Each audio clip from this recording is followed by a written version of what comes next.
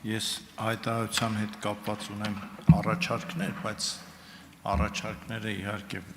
կներկայացնեմ մինչև երկրորդ ընթերցում, ուղղակի մի հարց,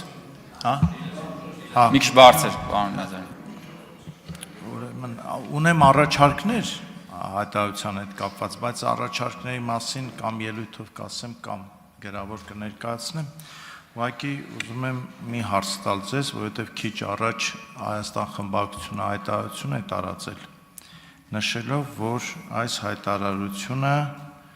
չի ապահովում հայ ժողովրդի կենսագործունեության նվազագույն պահանջները, ոչ թե հայտարարություն, այլ Վաշինգտոնյան Նվազագույնը ինչ է ներողություն։ կենսագործունեության նվազագույն պահանջները,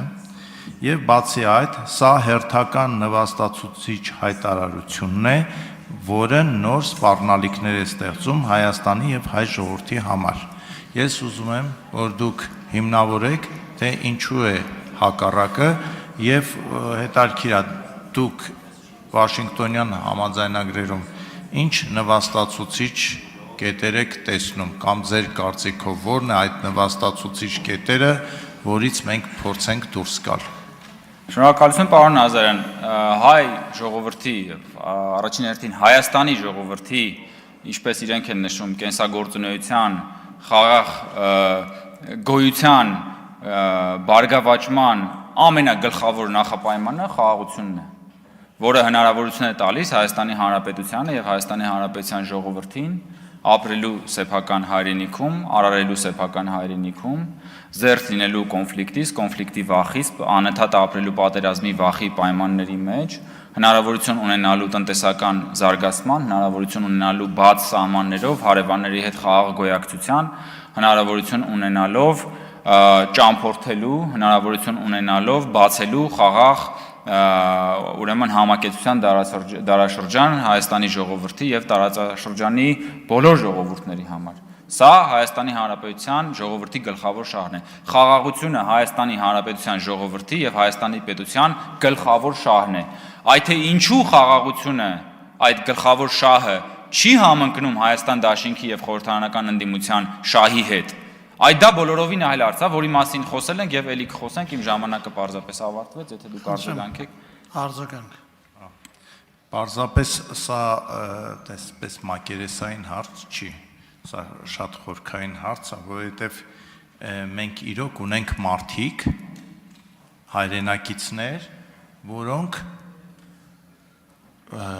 ասեմ զոհ գնալով կամ կուլ գնալով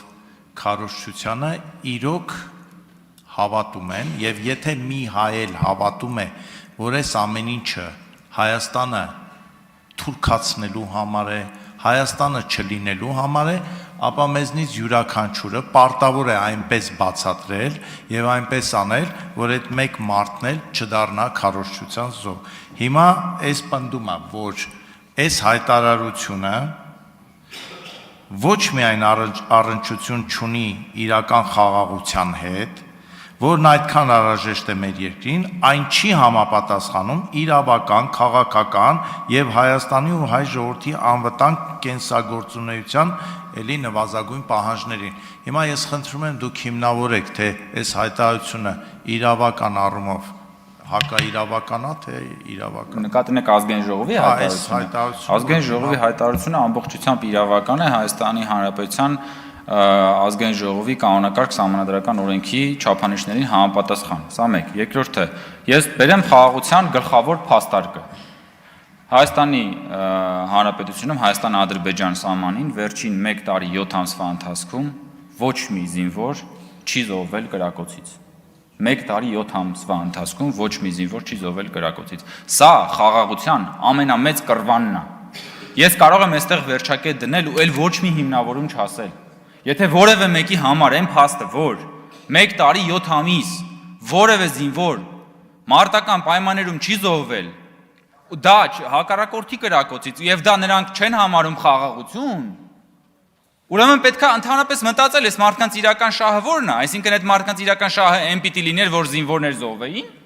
որպեսզի կարողանային զինվորների զոհվելը, որպեսզի կոնֆլիկտը կարողանային օգտագործել Հայաստանի Հանրապետությունը բանի տակ պահելու այդ թոկը վզին պահած պահելու տրամաբանությունը շարունակել։ Ես ասում եմ, խաղաղության ամենագլխավոր կռվանն ու փաստարկը սա է, վերջին 1 տարի 7 ամսում ոչ մի զինվոր չի զոհվել կրակոցից։ Վերջ, այստեղ կարելի է վերջակետ դնել։ Եվ մեր խնդիրն է, որ այդ 1 տարի 7 ամիսը դարձնել 17 տարի, 50 տարի, 100 տարի։ Հովիկ Աղազարյան։ Համես։